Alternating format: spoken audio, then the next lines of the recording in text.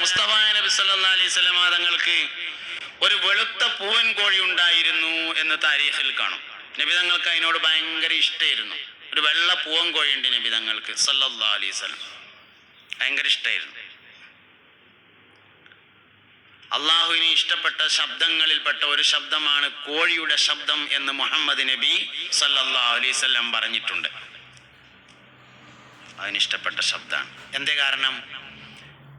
പണ്ട് നമ്മളൊക്കെ നാട്ടില് വല്യന്മാര് നാടൻ കോയിനെ ഇറക്കാന് മൊല്ലാക്കാനെ തെരഞ്ഞു പോകുമായിരുന്നു. അങ്ങനെ കോയിനെ പിടിച്ചാണ്ട് ഇങ്ങനെ പോയിട്ട് പള്ളിൻ്റെ അടുത്ത് ചെന്നിട്ട് മരത്തിൻ്റെ മറുവിൽ അല്ലെങ്കിൽ ചുമരിൻ്റെ മറുവിൽ ഇങ്ങനെ നിന്നിട്ട് ഇങ്ങനെ എത്തി വെക്കും.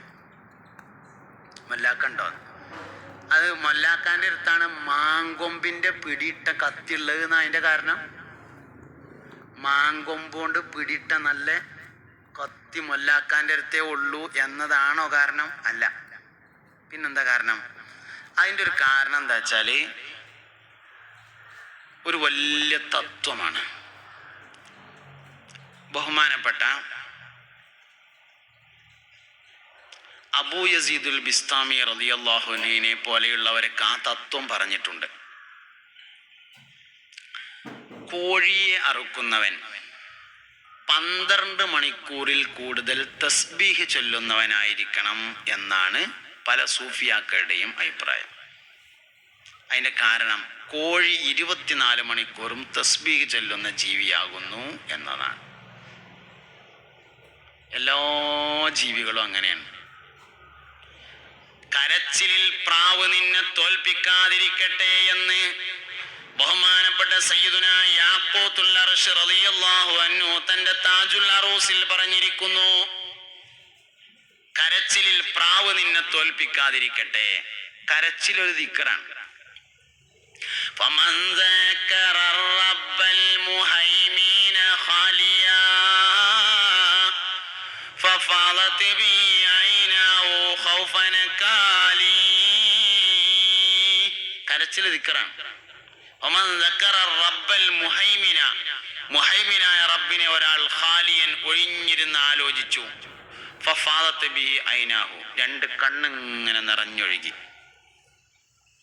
ലാ യലിജുന്നാറ റജുലുൻ ബക്കാ മിൻ ഖശിയത്തില്ലാ, ലാ യലിജുന്നാറ നരകത്തിൽ പ്രവേശിക്കുകയില്ല, റജുലുൻ ഒരു മനുഷ്യൻ, ബക്കാ അവൻ കരഞ്ഞു, മിൻ ഖശിയത്തില്ലാ അല്ലാഹുവിനെ ആലോചിച്ചുകൊണ്ട് കരഞ്ഞ മനുഷ്യൻ നരകത്തിൽ പോകൂല എന്ന് മുഹമ്മദ് നബി.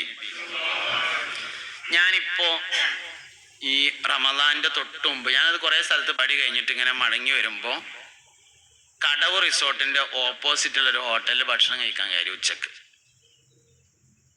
അപ്പം അങ്ങനെ ഒരു ഫാൻ്റെ ഒക്കെ ഇട്ടിട്ട് ഇൻസൈഡൊക്കെ ചെയ്തിട്ട് വെയിറ്റർ, ഒരു ചെറുപ്പക്കാരൻ, ചെറിയൊരു താടിയൊക്കെ ഉണ്ടായിട്ട് ഒരാള് ചോറ് കൊടുന്നിട്ടെന്നപ്പോൾ ബിസ്മില്ല എന്ന് പറഞ്ഞാണ്ട് ഇട്ടെന്നു. ബിസ്മില്ല ഞാൻ കേൾക്കാൻ വേണ്ടി പറഞ്ഞതല്ല, അയാൾ പറഞ്ഞപ്പോൾ ഞാൻ കേട്ടതാണ്. എനിക്കിങ്ങനെ നോക്കണ പരിപാടി ഉള്ളതുകൊണ്ട് കേട്ടതാണ്. പിന്നെ ആരൊക്കെ എന്തൊക്കെയാ പറയണതെന്ന് നോക്കണൊരു പരിപാടി ഉണ്ട് എനിക്ക്, അതുകൊണ്ട് കേട്ടതാണ്. അയാൾ ഞാൻ കേൾക്കാൻ വേണ്ടി പറഞ്ഞതല്ല. ഇതിലേറെ വലിയൊരു ദഅവത്ത് എന്താ ഉള്ളത്? എത്രയും മനുഷ്യന്മാർക്ക് ഹിദായത്തിന് ആ ഒരൊറ്റ ബിസ്മി കാരണമാവും. സാക്കിറാവുക എന്ന് പറഞ്ഞത് ഇന്ന ആൾക്കേ പറ്റുള്ളൂ എന്നൊന്നുമില്ല. അത് കച്ചവടക്കാരനും പറ്റും, അത് ബിസിനസ്സുകാരനും പറ്റും, അധ്യാപകനും പറ്റും, പോലീസുകാരനും പറ്റും, പഞ്ചായത്ത് ഓഫീസിലുള്ളവനും പറ്റും, പ്ലാൻ ഉണ്ടാക്കണവനും പറ്റും, ലൈവ് കൊടുക്കണവനും പറ്റും, മൈക്കക്കാരനും പറ്റും. സാക്കിറാവൽ എല്ലാവർക്കും പറ്റും. മനസ്സ് വേണമെന്നേ ഉള്ളൂ. മനസ്സുണ്ടെങ്കിൽ ആർക്കും പറ്റും. ബിസ്മി കൊണ്ട് തുടങ്ങാത്ത എല്ലാ കാര്യങ്ങളും ഖൈർ ബർക്കത്തിനെ തൊട്ട് മുറിഞ്ഞതായിരിക്കും എന്ന ഒരു